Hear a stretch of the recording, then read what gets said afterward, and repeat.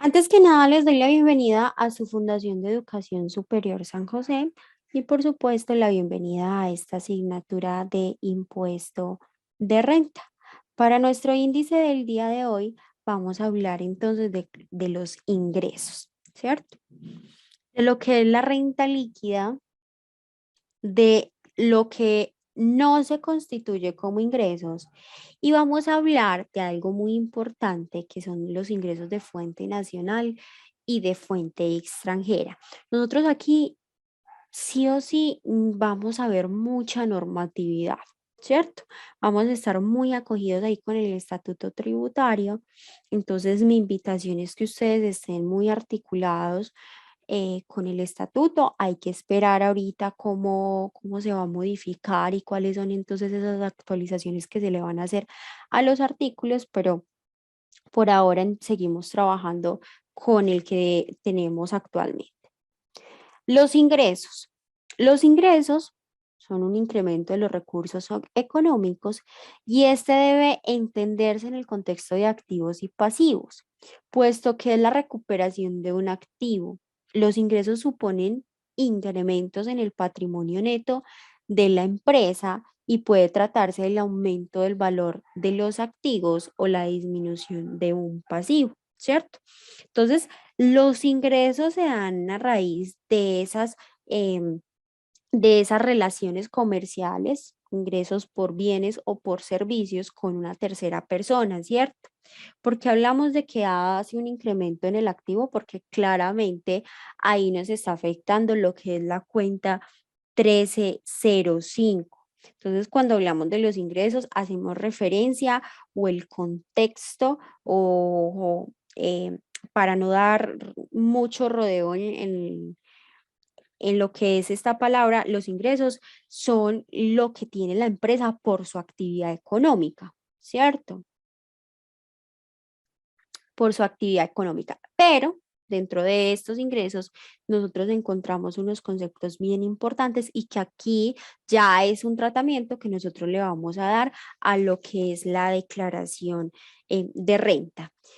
Nos habla el artículo 26 del Estatuto Tributario, nos habla de los ingresos con base a la renta líquida y nos dice que la renta líquida gravable se determina de la siguiente forma: de la suma de todos los ingresos ordinarios y extraordinarios realizados en el año o en el periodo gravable que sean susceptibles de producir un incremento neto del patrimonio en el momento de su percepción y que no hayan sido expresamente exceptuados. De estos que se van a restar, se van a restar entonces lo que son las devoluciones, las rebajas y descuentos, ¿cierto? Con lo cual se van a obtener lo que son los ingresos netos.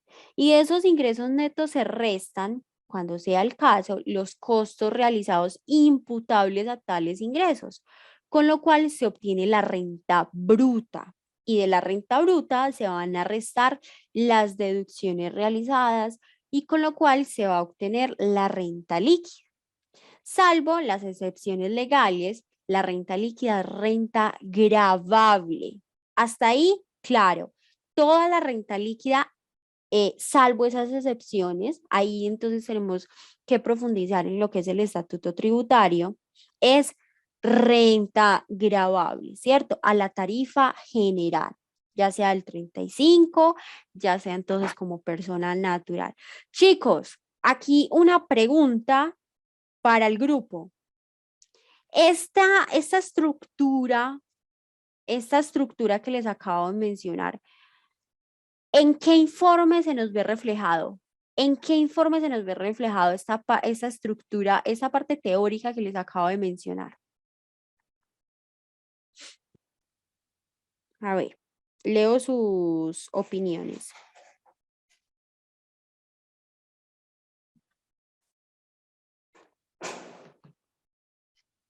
Ok. Jenny dice, ok, en el estado de resultados, en el estado de resultados, en el estado de resultados. Muy bien, ¿cierto? Entonces, la depuración de esa renta líquida la encontramos en lo que es el estado de resultados, que son el total de los ingresos, menos, entonces, devoluciones que haya tenido, ¿cierto? Devoluciones, todas las rebajas, ¿cierto? Y a eso le hacemos la resta de lo que es el costo para tener nuestra renta bruta, ¿cierto? A eso entonces lo que son las deducciones, ¿cierto? Por gastos, para obtener una renta líquida menos unas rentas exentas, que ya vamos a hablar un poquito de esas rentas exentas, y eso nos da una renta líquida gravable. Así es como vamos a generar la depuración o como lo vemos reflejados dentro del estado de resultados. Dentro de lo que es el formulario 210, acuérdense en que yo les decía, cuando nosotros vamos a presentar las declaraciones, antes de eso montemos unos borradores para hacer una muy buena depuración de la declaración. Montamos los borradores y allí vamos a tener lo que es unas casillas, unos anexos con unas casillitas donde están muy al detalle, entonces lo que es esa renta gravable, por ejemplo el 210 entonces se genera con cédulas, ¿cierto? Cédulas por renta laborales, por pensiones, por dividendos, y ahí llevamos muy al detalle entonces los conceptos, entonces fue salarial, por honorarios, por qué conceptos fue. ¿Listo?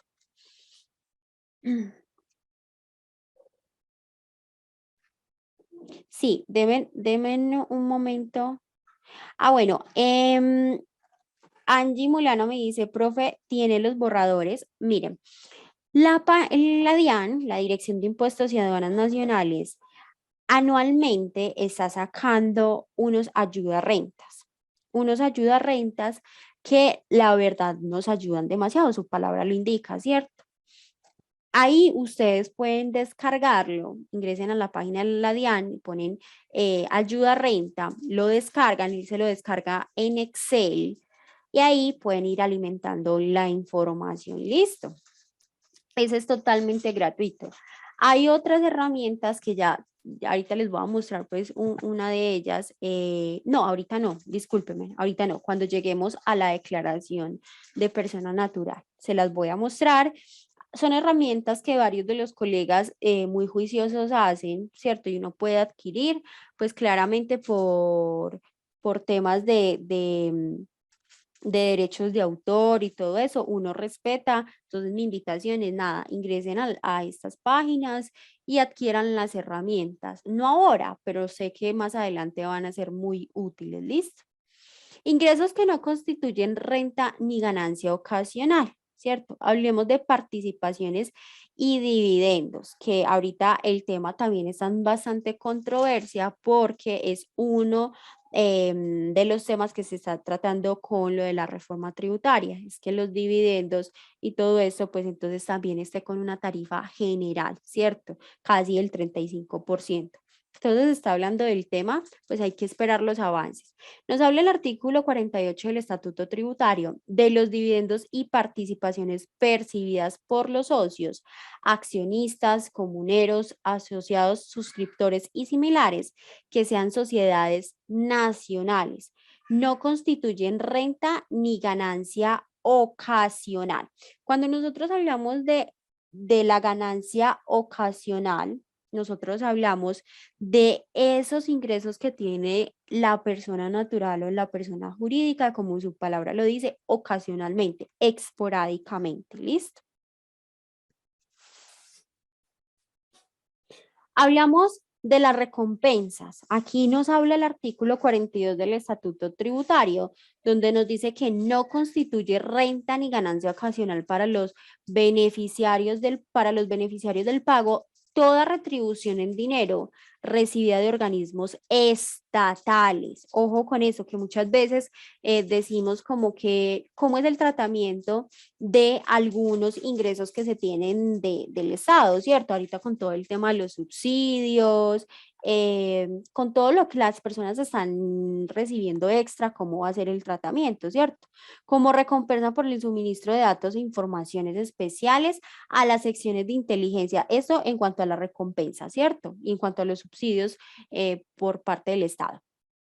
como recompensa por el suministro de datos e informaciones especiales a las secciones de inteligencia de los organismos de seguridad del Estado, sobre ubicación de antisociales o conocimiento de sus actividades delictivas en un lugar determinado. Este concepto nosotros no lo vamos a reportar como renta ni ganancia ocasional. Hablamos de las indemnizaciones por seguro de daño, ¿cierto? Desde el artículo 45 del Estatuto Tributario nos dice que el valor de las indemnizaciones en dinero o en especie que se reciben en virtud de seguros de daño en la parte correspondiente al daño emergente es un ingreso no constitutivo de renta ni de ganancia ocasional. ¿Listo?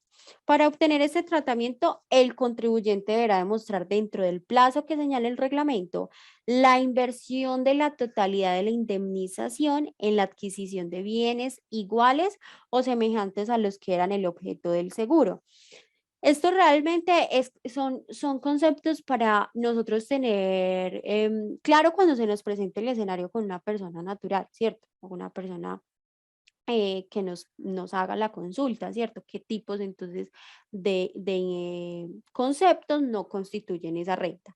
El ejercicio, ¿cuál es? Realmente cada caso hay que cogerlo con pinzas. Hay que cogerlo con pinzas y cada caso, cada empresa, cada persona es un mundo totalmente diferente. Entonces, ahí el ejercicio es ese, ¿cierto? Hacer la profundidad en cada uno de los casos. Apoyos económicos no constitutivos de renta ni de ganancia ocasional, nos dice el artículo 46 del Estatuto Tributario. Son ingresos no constitutivos de renta o ganancia ocasional los apoyos económicos no reembolsables o condonados entregados por el Estado o financiados con recursos públicos para financiar programas educativos. Y los gananciales, acá nos dice el artículo 47 del Estatuto Tributario, nos habla de que no constituye ganancia ocasional lo que se va a recibir por concepto de gananciales, pero sí percibido como porción conyugal.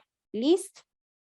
Cuando nosotros hablamos de los gananciales, nosotros hacemos referencia a la parte cuando hay un conflicto con el cónyuge, ¿cierto? Con la persona, eh, y se obtiene unos conceptos de gananciales, ¿cierto? Algunos dineros que no son ni de bienes, que no son como tal de la repartición. Entonces, de esa pelea o esa disputa, entonces ese concepto nosotros lo llevamos a no constitutivo. Bien. Ahora bien, ya entendemos los conceptos que no pertenecen a lo que es el no constitutivo, que son los ingresos. Dentro de la parte de los ingresos, chicos, hay una cuestión importante y hay un proceso importante y es que nosotros hacemos una resolución de conflictos aquí. No es solamente la determinación de sí, es un ingreso y ya. No. Hay una resolución de conflictos frente a que ese ingreso sea de fuente nacional y de fuente extranjera.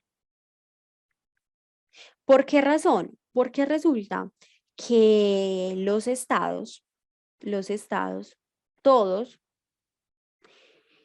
todos los estados se rigen o funcionan, sus naciones, sus países funcionan es por la tributación, es la forma de financiar todos sus proyectos, ¿cierto? En ese orden de ideas, entonces entran los países a querer que las personas entonces tributen allí, ¿cierto? Anteriormente las personas tributaban de acuerdo pues a donde estaban, en sus países, ¿cierto? Pero esto estaba generando una doble imposición o una doble tributación. A raíz de esto, entonces se construyen muchos conceptos como los ingresos de fuente nacional y de fuente extranjera. También entonces revisamos lo que son los convenios bilaterales. Si ustedes ingresan a la página de la DIAN, ustedes buscan allí lo que son los convenios bilaterales, van a encontrar, entonces, valga la redundancia, convenios que se han establecido con otros países, que Colombia tiene con otros países, y se establece pues como términos y condiciones, son variables, Colombia con China, Colombia con Alemania, ¿cierto? Y cada negociación es diferente. Y allí se puede evidenciar cuál es entonces ese trámite en temas tributarios y cuál fue ese convenio que hizo ambos países. Y también nos apoya para evitar lo que es la doble imposición o la doble tributación. Entonces entra el concepto de lo que son los ingresos de fuente nacional y de fuente extranjera y hacemos una resolución de conflictos. Nosotros aquí resolvemos lo que va a ser la residencia, ¿cierto? Que es como tal que un país A o un país B me considere a mí residente de ese país, ¿cierto? Resolvemos otros conflictos como cuáles, como si es fuente. ¿Qué quiere decir? Entonces, si esa persona está obteniendo lo que son las rentas, pero el Estado lo considera como un ingreso para ese Estado, ¿cierto? Y hay otro conflicto que debemos resolver y que es la residencia fuente, ¿cierto? Ya entonces se nos integran ambos. Entonces, residencia, entonces soy residente de este país A o este país B. Y la fuente, entonces, ¿dónde se está generando? ¿Cierto? No es lo mismo que Juliana Andrea Ortiz Tavares esté acá en Colombia, que esté aquí, pero realmente yo esté prestando un servicio en Estados Unidos, ¿cierto? Ahí tengo que hacer una resolución de ese conflicto. Listo, donde realmente se está prestando el ingreso. Hay otros criterios dentro del estatuto tributario. Y nosotros también vamos a hablar dentro de esto lo que son unos estatutos reales y un estatuto personal, ¿cierto? Como tal, el estatuto real es obtenido en el territorio y el estatuto real sí grava lo que es la renta mundial. Aquí hablamos entonces de la parte fiscal y la resolución entonces de esa residencia, de ese conflicto que es lo de la residencia.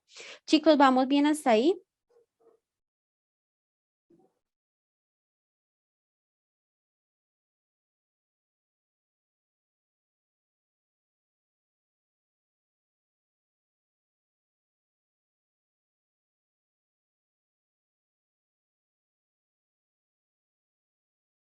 Muy bien. Entonces me dice el artículo 24 del Estatuto Tributario que se consideran ingresos de fuente nacional los provenientes de la explotación de bienes materiales e inmateriales dentro del país y la prestación del servicio dentro del territorio, de manera permanente o transitoria, con o sin establecimiento propio, ¿cierto? El escenario que les pongo. Juliana está prestando, ahorita, por ejemplo, con todo el tema de la pandemia y con todo lo que pasó, pues aumentó el teletrabajo, es cierto.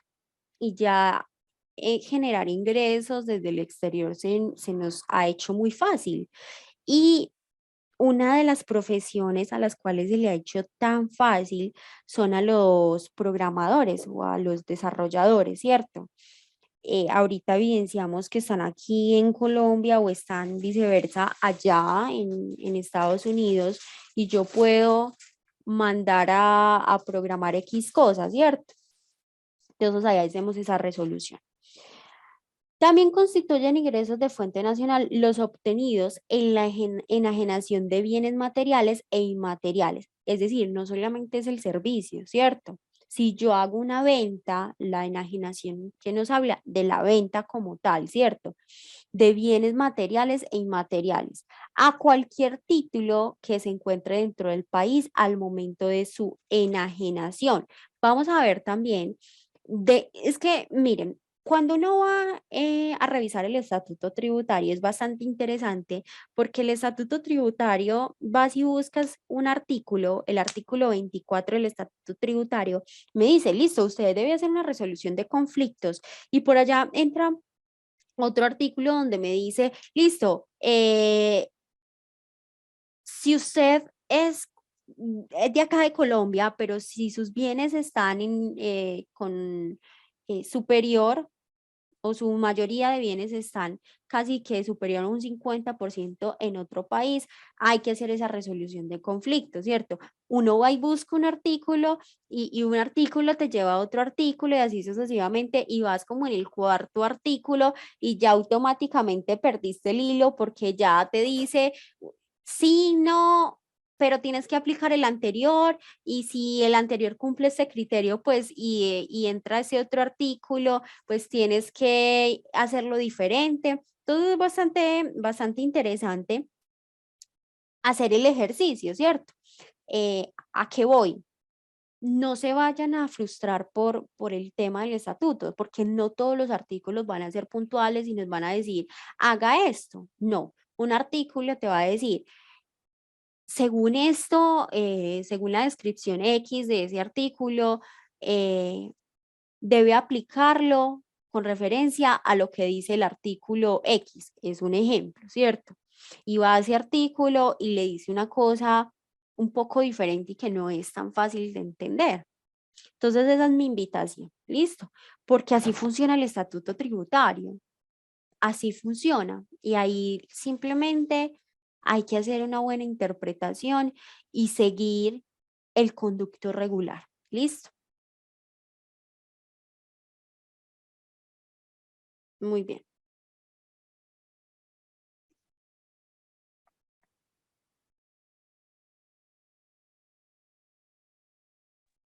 Muy bien. Hablamos de lo que son las rentas exentas. Las rentas exentas son los ingresos fiscales que se graban con la tarifa cero. Ojo, ahorita hay que tener bastante cuidado porque es uno de los temas también en el proyecto de la reforma tributaria, lo de la disminución de estas rentas exentas. Entonces hay que estar ahí revisando también el tema, ¿listo? Con el fin de fomentar la actividad económica de algún sector, población o región. Estas rentas son intransferibles y de orden objetivo y legal. Y hasta aquí sería la presentación por el día de hoy. Muchísimas gracias. Muy bien, chicos. Esta es nuestra parte teórica. Esta es nuestra primera parte. Vamos a hacer un ejercicio práctico para entender esto bien. ¿Qué es lo que nos está diciendo el estatuto tributario? ¿Cómo así? Que entonces un artículo me lleva a otro artículo. ¿Cómo hago esa resolución de ese conflicto? Vamos a revisar entonces el estatuto. Listo. Denme un segundo, les voy a compartir mi Excel para que hagamos un ejercicio práctico. Un segundo. Yo les voy a compartir este Excel para que no se preocupen. Listo. Perfecto. Entonces, chicos, para que nosotros tengamos claro el tratamiento de lo que es el ingreso. No es simplemente decir el ingreso es de la actividad económica y ya. No es simplemente y voy a generar una declaración y voy a poner el saldo ahí. No. Yo aquí tengo que revisar también el concepto de los ingresos, si son de fuente nacional y si son de fuente extranjera, ¿listo? Porque yo tengo que hacer, ojo con esto, unos criterios importantes que son esa resolución de conflictos. Lo que yo le decía, el país A y el país B, ambos países se disputan y quieren y necesitan como tal esa tributación. ¿Cierto? Pero la persona natural, la persona jurídica, claramente no puede verse en una doble imposición o en una doble tributación. Entonces, importantísimo, dentro de los ingresos, yo reconozco entonces lo que son ganancias ocasionales, lo que son, hace parte de mi renta líquida, lo que hace parte entonces de esas rentas exentas. Yo por aquí les he cargado, aquí les dejo un listadito de todo lo que son las rentas exentas, ¿cierto? Acá en esta parte van a encontrar la renta exenta, van a encontrar la normatividad y la descripción. Entonces, renta exenta, ¿cierto? Incentivo tributario para empresas de la economía naranja. Aquí revisamos y evidenciamos entonces las rentas provenientes del desarrollo de industrias de valor agregado tecnológico y actividades creativas serán exentas por un término de 5 años. Vean lo importante, ¿cierto? Entonces, este tipo de empresas, las empresas que están catalogadas como economía naranja, que realmente la hace referencia como tal a esas industrias creativas, entonces están exentas, ¿cierto? Están exentas entonces de esa renta, cumpliendo con estos criterios importantes. Nos hablan también de la postulación inicial que estaba planteada hasta el 31 del 2021.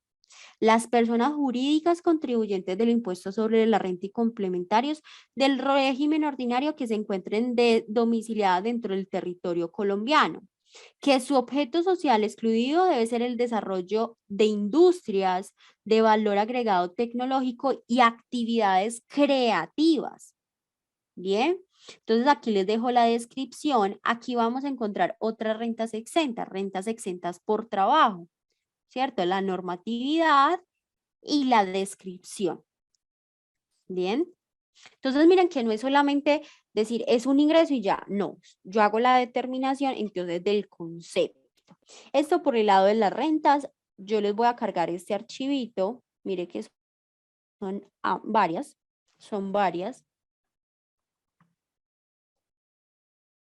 para que ustedes entonces cuando tengan un caso, eh, lo consulten. Como les dije, hay que estar entonces muy pendientes de lo que va a pasar ahorita con todo lo de la reforma, ¿cierto? Hago la claridad y soy muy repetitiva en esto porque de pronto se nos puede quedar mucho en la cabeza esto, pero sabemos que ahorita todo está cambiando y se está modificando. Listo. Entonces hacemos esa resolución de conflictos de en el estatuto real, ¿cierto? En el estatuto real, que es como tal el estatuto de territorial, entonces hablamos de conceptos de es no residente, hablamos entonces de renta de fuente nacional, aquí hablamos de patrimonio en Colombia y por otro lado, entonces encontramos el estatuto personal, que este ya sí nos habla o graba como tal lo que es la renta mundial. Aquí hablamos de residente fiscal, hablamos de una renta mundial y hablamos de un patrimonio mundial. ¿Listo? Entonces, resolución de conflictos puntuales, residencia, residencia, fuente, fuente, y encontramos residencia, fuente. Esa resolución de conflicto para determinar entonces ese ingreso. ¿Listo? Vamos a hacer un ejercicio práctico para entonces revisar cómo hacer esa resolución de ese conflicto. Y vamos a ver, a navegar un poquito por el estatuto tributario. Residencia fiscal. El señor Pedro Molina es colombiano y tiene su domicilio en Canadá. Permaneció en Colombia durante 50 días. Su esposa y sus hijos, dependientes menores de edad, están domiciliados en Colombia y presentan la siguiente información. Información histórica. Entonces encontramos el año grabable 2021 en lo que son ingresos, aquí encontramos el país, Colombia, ingresos de 10.200.000, en Canadá, ingresos de 70 millones y en Suiza 40 millones en cuanto a los ingresos. En cuanto a los activos, 90 millones en Colombia, 300 millones en Canadá y 7 millones en Suiza. ¿Listo? Hasta ahí el ejercicio pinta bien, ¿cierto? Tenemos información histórica. Mi pregunta es, ¿qué vamos a hacer con estos ingresos? ¿Qué es lo que nosotros vamos a declarar en renta? ¿Qué piensan ustedes que es lo que vamos a declarar en renta? Cindy,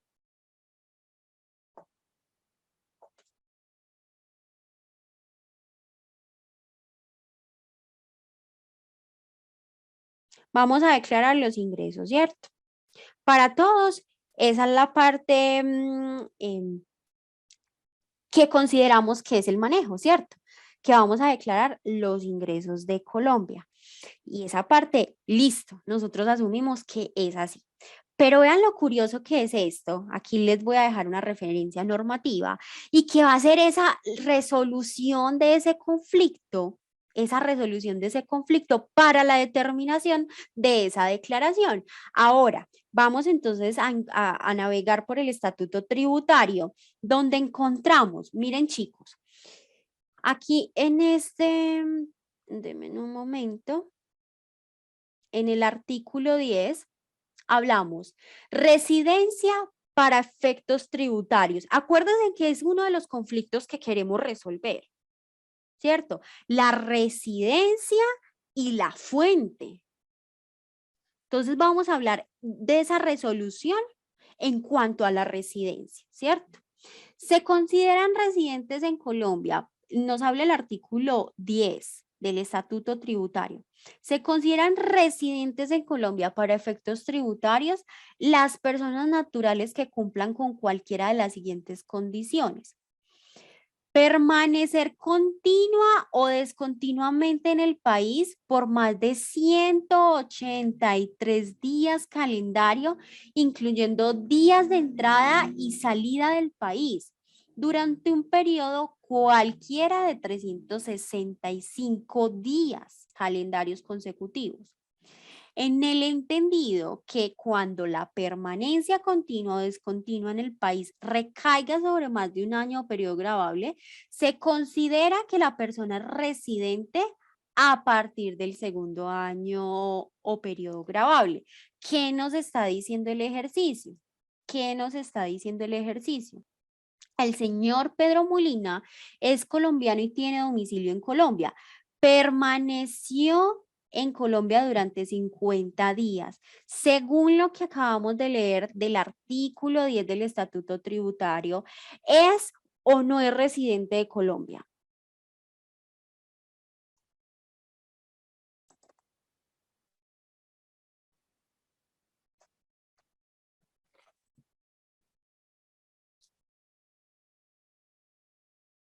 Claro, no es residente, porque miren lo que nos está diciendo el ejercicio. ¿Cuánto permaneció el señor en Colombia? 50 días.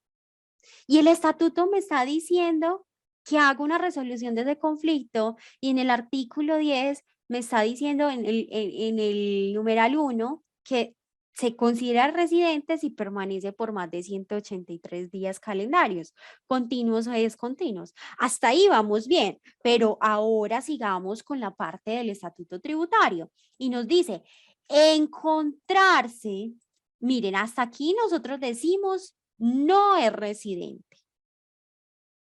Y entra este numeral dentro de este mismo artículo y dice encontrarse con su relación con el servicio exterior del Estado colombiano o con personas que se encuentren en el servicio del exterior del Estado y en virtud de las consecuencias de, perdón, y en virtud de las convenciones de Viena sobre relaciones diplomáticas y consulares, exentos de tributación en el país en el que se encuentra en misión respecto de toda o parte de sus rentas y ganancias ocasionales durante el respectivo año o periodo gravable. Hasta ahí vamos bien. Para nosotros es un no residente, ¿cierto?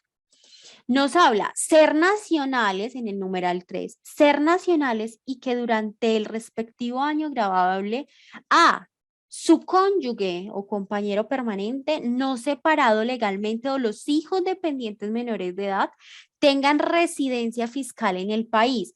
¿Qué nos está diciendo el ejercicio? Su esposa y sus hijos dependientes menores de edad, perdón, están domiciliados en Colombia. ¿Es o no es residente?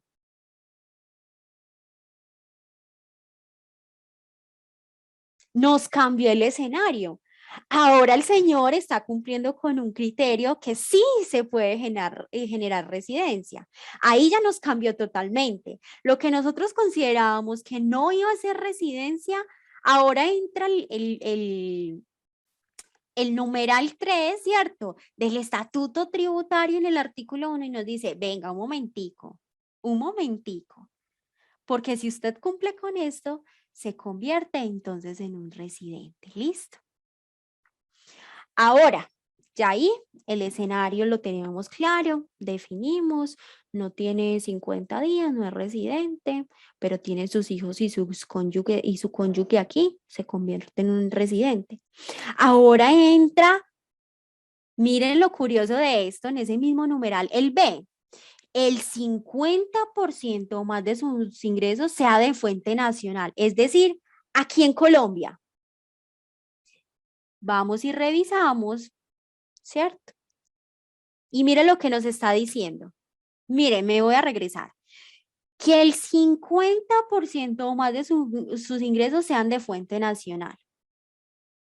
Entonces ahora la pregunta es, resolviendo ese conflicto y teniendo en cuenta estos criterios, hasta este punto es residente, sí o no.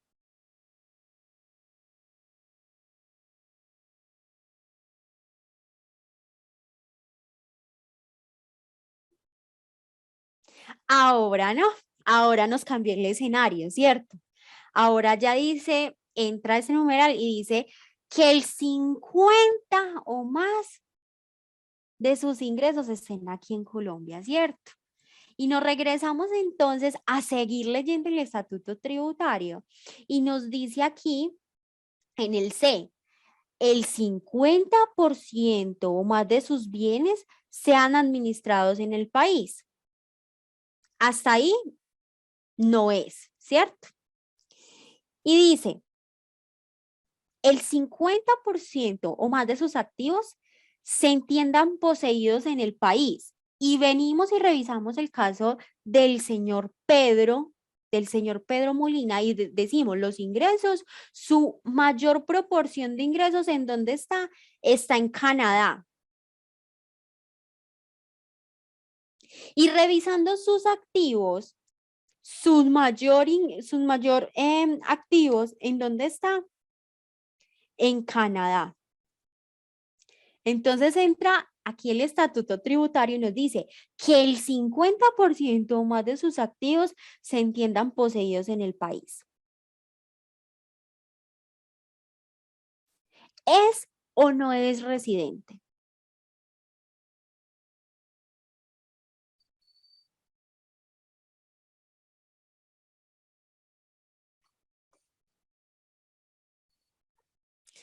Carlos dice no, Joana dice no, Jenny dice no, Diego dice no, William dice no, Miriam dice no.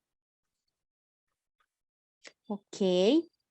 Claro, chicos, no. Miren cómo nos cambió la situación, ¿cierto?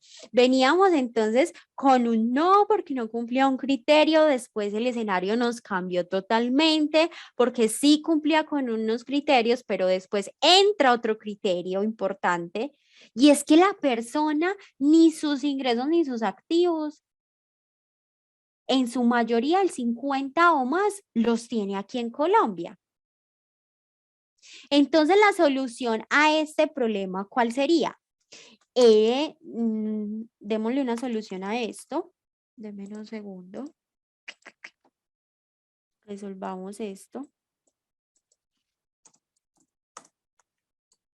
Entonces, el señor Pedro Molina no es residente fiscal en Colombia, ¿cierto? ¿Por qué razón?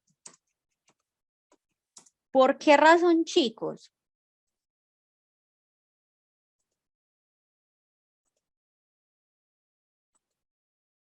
¿Por qué razón?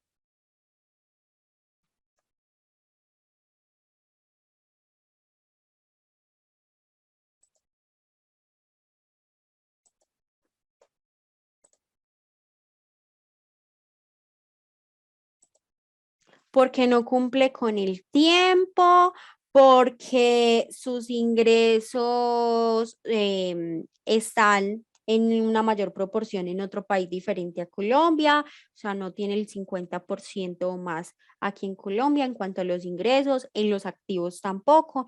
Entonces, porque no cumple con los criterios del artículo 10 del Estatuto Tributario. Este sería el numeral 1 y encontramos aquí el numeral 3, pero hasta cierta parte, ¿cierto? Porque hasta que llegamos al cónyuge nos cambió el escenario, ¿cierto? Estatuto Tributario, numeral 1 y el 3. Y el 3, aquí voy a poner el B, el C y el D. B, C y D. Y lo que al final nos determinó es que Pedro Molina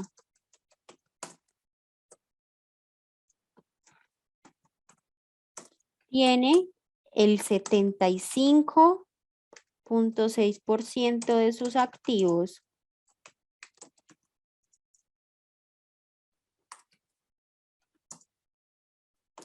en Canadá, donde tiene, miren que aquí les dejé, ¿dónde está Pedro Molina? En Canadá, ¿cierto? Donde tiene su domicilio.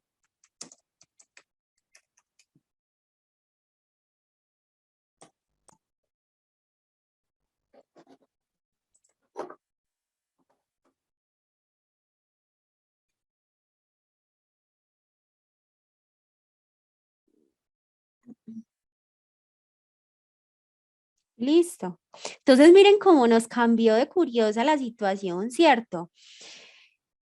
Con el estatuto tributario. Y esas son las resoluciones que nosotros debemos resolver, ¿cierto? Por eso yo les decía a ustedes, hay que coger cada caso con pinzas y revisar el estatuto tributario.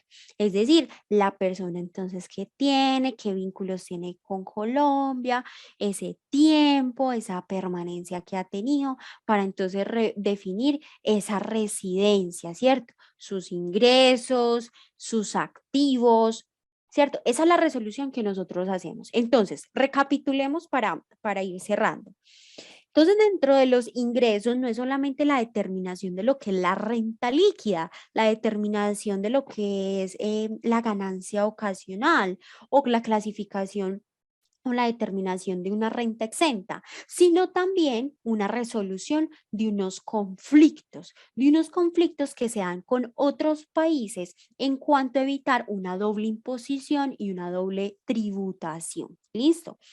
Aquí es importante entonces revisar esos convenios bilaterales que se tienen con esos países para entonces revisar el tratamiento tributario que se le va a dar entonces aquí en Colombia. ¿Listo?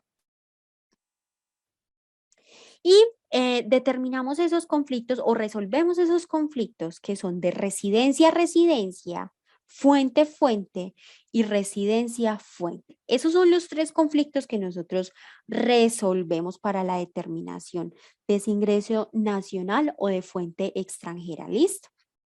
Perfecto, chicos.